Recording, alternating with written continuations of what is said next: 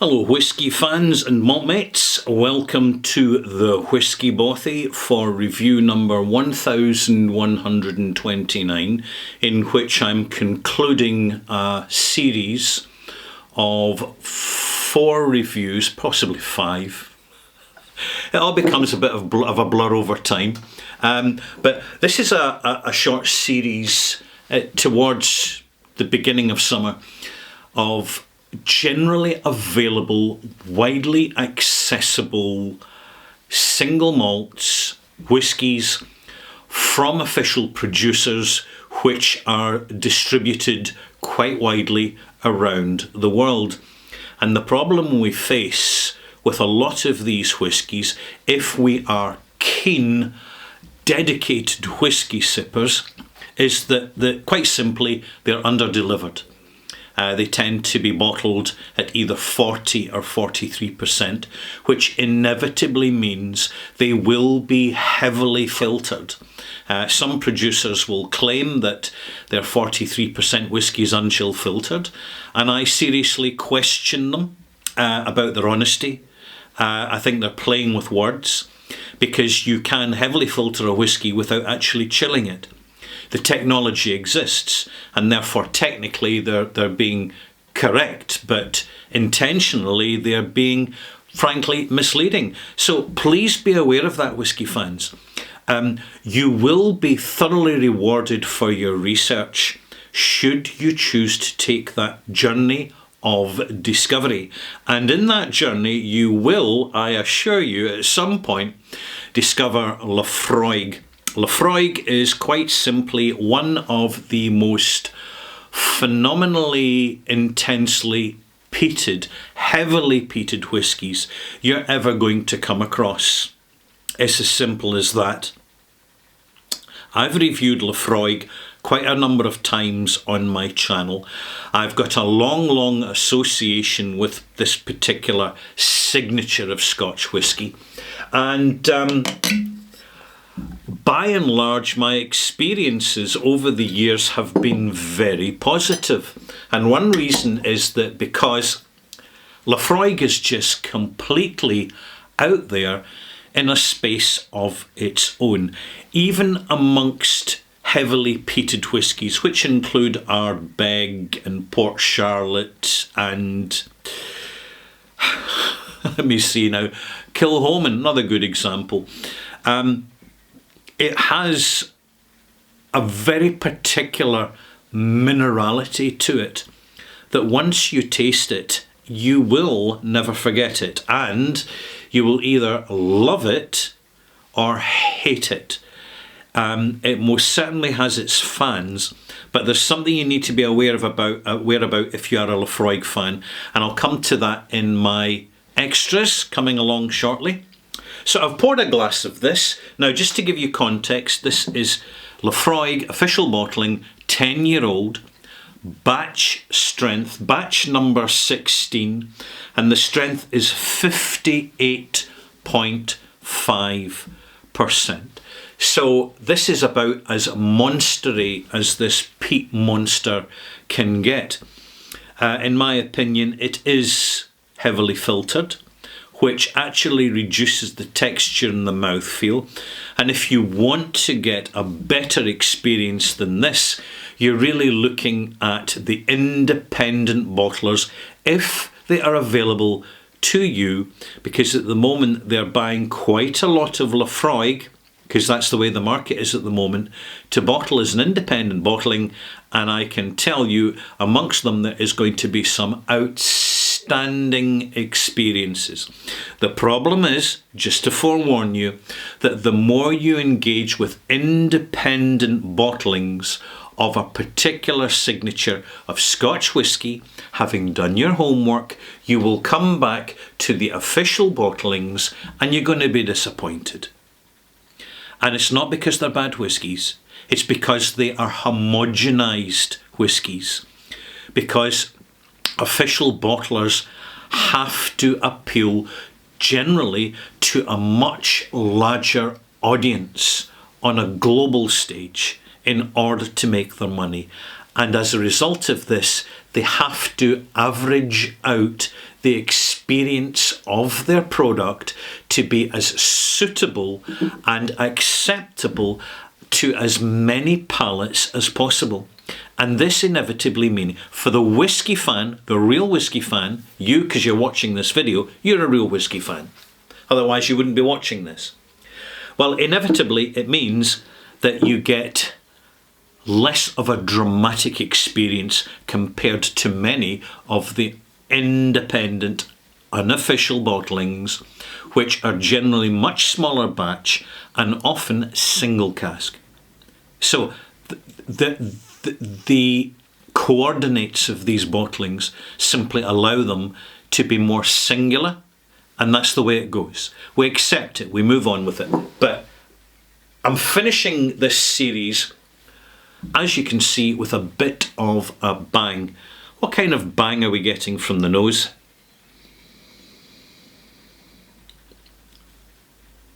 Wonderfully earthy. We're getting lots of umami, mineralated umami. We can forget fresh and fruity. We can forget vanillas. We can forget raisins. This 10-year-old Laphroaig is absolutely and totally all about heavily mineralated peat bombing. And this is one reason why we love it.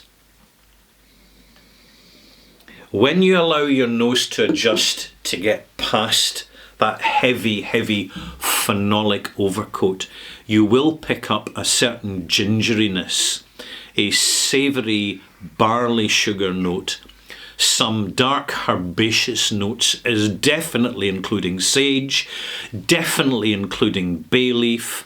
If you're not eating these herbs on their own, fresh, picked leaves, you need to do so to get your point of reference. Forget your dried stuff in little tiny containers from corporate multinationals. It ain't cutting it.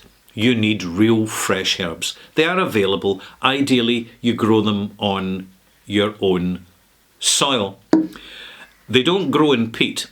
Peat is highly acidic.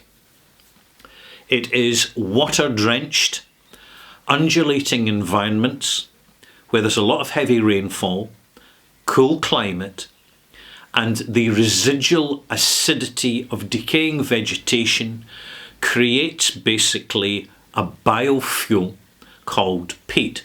It is harvested as blocks, and thereafter it is burnt. Sure, you can go to a stream and taste the brown water next to a peat bog, but I can tell you it will not taste of peat, no matter what the experts tell you. It just tastes of brackish, slightly alkanated, stroke acidic, stroke confusing relative neutrality, or something like twigginess. That's the nearest you could get. Peat really kicks in when it is burnt. Not when it's on fire, but when it's smouldering. And what you have at Laphroaig, which is a good example of a distillery with its own malting floors, because it partially produces its heavily peated barley. Not all of it, but a significant amount of it, significant minority. And then you get the result in the bottle of something which is, to put it plainly, incredibly medicinal. Let's taste it and confirm this for you. Tiny taste. Very acetic. Very tannic. Very cough mixture. But completely unsweetened cough mixture. This isn't a cherry linctus. This is basically a bonfire which has been burning for quite a while. You're raking through the embers, and then you're combining a bit of chimney soot and industrial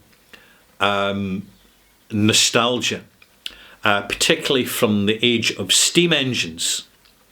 So you're looking at mineral oil, probably castor oil for industrial purposes, linseed. You're looking at scorched bark, ash. There's a distinctive ash note in here.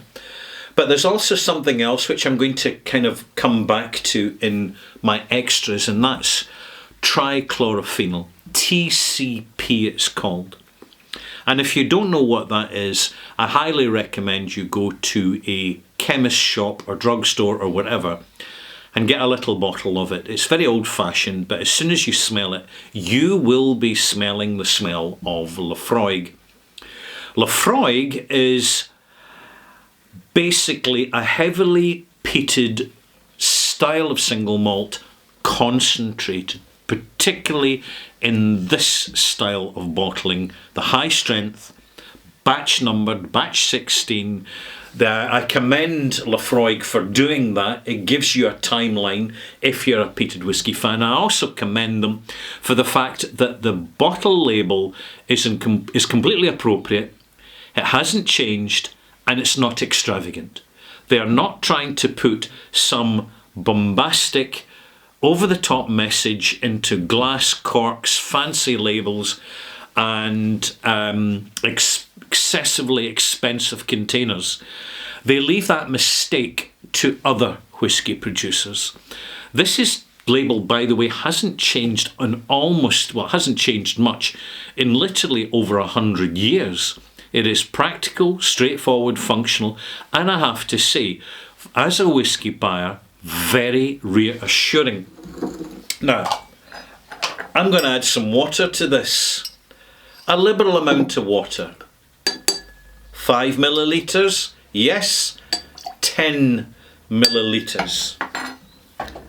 There's quite a competent visimetry or swirling effect happening in the glass, which I find reassuring, because although in my opinion this is chill filtered, and I have done the fridge test to show it, there's just a very small haze going on, not really half as much as there should be, but the colour, by the way, I would call natural colour, and the visimetry is due to the activity of some small amount of sherry and a large amount of bourbon casks, primarily refill, to keep the integrity, the pungency of the single malt signature, which is happening very, very successfully. Taste. Well, let's start with the nose.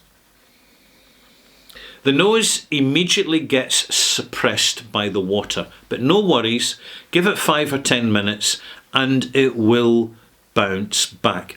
Laphroaig is one of these whiskies that when you pour a glass of it, it doesn't come out to meet you. It rushes out to slap your nose around a little bit because of the intensity of that phenolic component. On the palate, and just a small amount.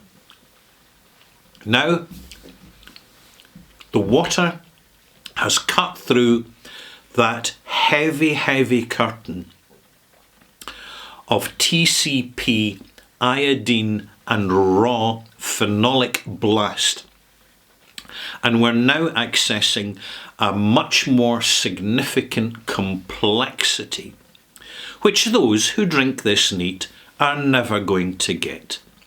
No matter how much saliva they think that they're going to dilute the whisky with in their mouth, it's not going to happen. They are numbing their palates with the strength of the alcohol, which completely undermines access into the complexity of the delivery of the experience. So do not listen to these people, malt mates. Follow your own instincts for your own palate. I've added 2 teaspoonfuls of water. I could easily add a third, but I'm not going to do so until later. Never dump your water into your whisky all at once. Portion it out so as not to shock the dilution of what you're drinking. I love this. I have a very long and nostalgic relationship with Laphroaig. From the first time I tasted it and had a hiccup fit, and I thought, what have I done? And then I started laughing because my research showed me that during Prohibition in the United States in the 1920s, Laphroaig was still being shipped out, despite the alcohol ban, as a medicine, as a tonic, because the authorities there reasoned, wrongly, that nobody in their right mind would want to drink this for pleasure. They were wrong. But there again, people in authority, or people who have power, are so wrong so often that you wonder what humanity would actually be like if there was fewer mistakes over time. Perhaps we'd already be in starships, flitting between planets and star systems. You never know. Talking of the stars, let's have another taste of this. Leathery, very dark, tar-rich tobacco. There is that. The medicinal will settle down. The dilution of the whiskey gives you access to the more industrial aromatic notes. Ginger, absolutely. The savoury herbaceous notes become more prominent. The sweetness at this point, what sweetness there is in the Laphroaig, will begin to appear. But there's not a lot of it. But we're not looking for a lot, because we know from experience how sweetness can kill complexity. It's why it's used so much in the food supply. Here we are now. A much longer arrival, a much longer development. Sour, tannic.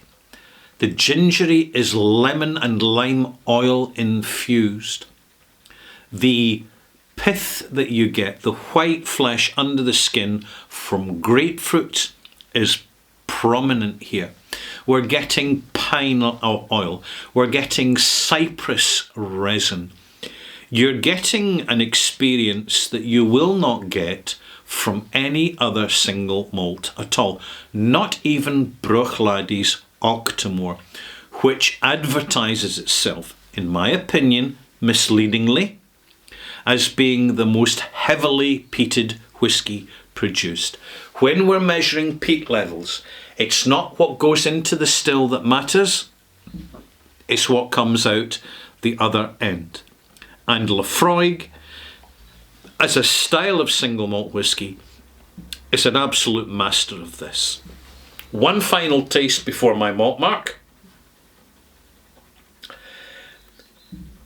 This could only be bettered by its very, very well made whisky, no doubt about it. This would only be bettered if it was properly unchill filtered, authentically unchill filtered, and much smaller batches. This batch, by the way, has now been around since 2022, which was when, it's December 2022, it was actually created. And it's still available for sale. That's a big batch. If they produced smaller batches, they might actually amplify the singularity of the batches. But it's a corporate-owned brand. If it was a small independent distillery, it would be significantly different in not as so much its personality. The personality is fine, the character's fine, but in the delivery of it. Because corporations only work a certain way. They're just locked into that system and they can't help themselves. So I would say, once you've had a bottle of this, if you want to move on, it's the independent bottlers. You've got to go to them and get that experience. But by and large, by the way, there's far less availability of the independent bottlings. And when these certain brands, Bowmore, Laphroaig, they come out, usually as Williamson, but recently they'll be out as Laphroaig, they will get snapped up by those who really know about single malt whisky. So be aware of it. Cheers.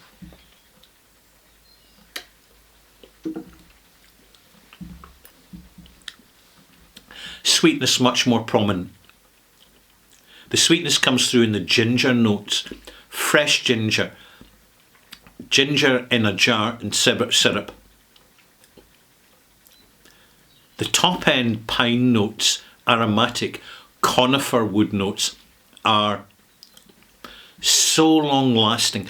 They're interwoven with the tannins that are coming from the cask, which aren't that many, but they tend to, what is there, tends to get amplified by the peatiness. A perfect age for Laphroaig. If you go for 30 or 40-year-old Laphroaigs, sure, you're going to get age, but you're going to lose the phenolics. You really are. You're not getting a better whisky. This 10-year-old, fantastic. Younger versions, the Laphroaig Oak or Laphroaig Select, don't touch them with a barge pole.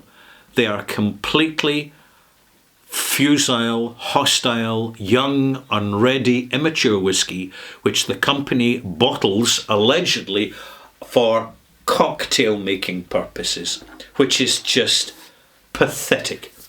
Anyway, let's give this a malt mark. Lift up the malt marks. Excuse me a second.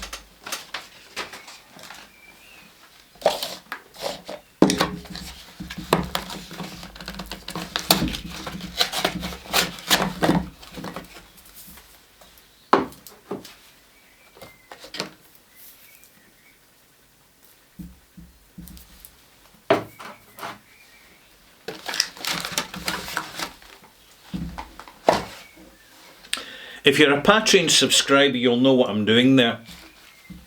I'm going to give this 87 out of 100. There you are. Malt mark. Thank you for watching. Hope you've enjoyed this review. They do take a little bit longer, but the reason for that, malt mates, is because here in the Whisky Bothy, we go into a little bit more depth based on the fact that I have an awful lot more experience with whisky. And therefore, to get a decent, articulate review, you need to make the time to take your time to say all that needs to be said. Thank you for watching. See you soon.